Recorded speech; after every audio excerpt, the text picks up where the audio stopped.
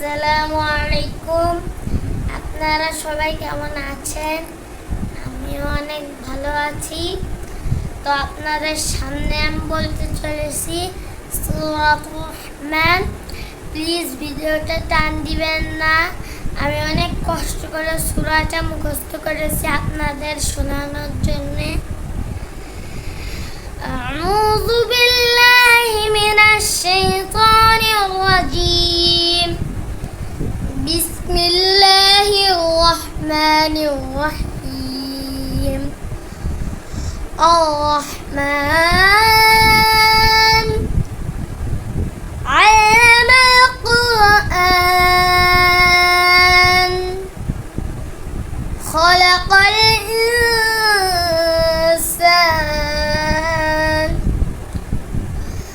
علمه البيان.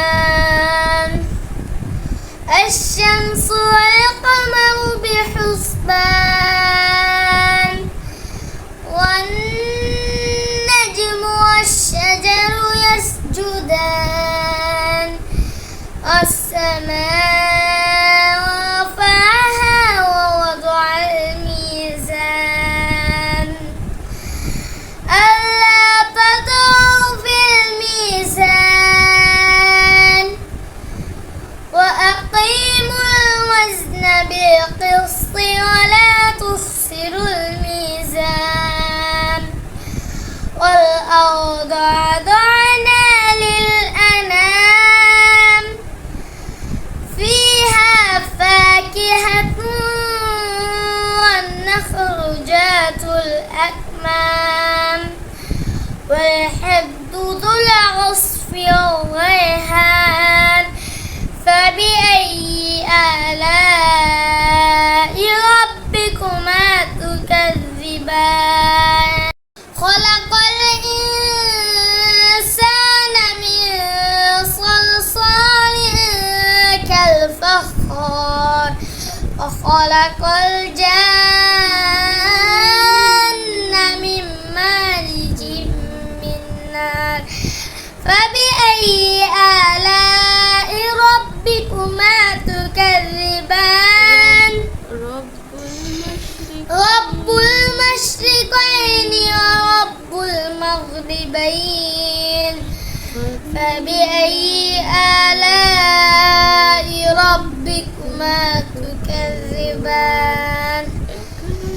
يخرج منهما اللؤلؤ والمرجان. فبأي آلاء ربكما تكذبان.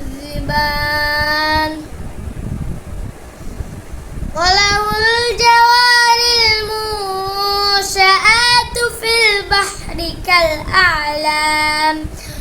فبأي آلاء ربكما تكذبان. তো গাইস, আজকের জন্য এটুকুই। আপনাদের সামনে আমি আবার হাজির হব সূরা নিয়ে। তো আপনারা সবাই সে পর্যন্ত ভালো থাকবেন, সুস্থ থাকবেন এবং আমার জন্য দোয়া করবেন আর আমার মার জন্য দোয়া করবেন, যাতে আমার আম্মু প্রত্যেকদিন সুন্দর সুন্দর এবং ভালো ভালো ভিডিও করতে পারে। তো আজকের জন্য এটুকুই। আল্লাহ হাফেজ।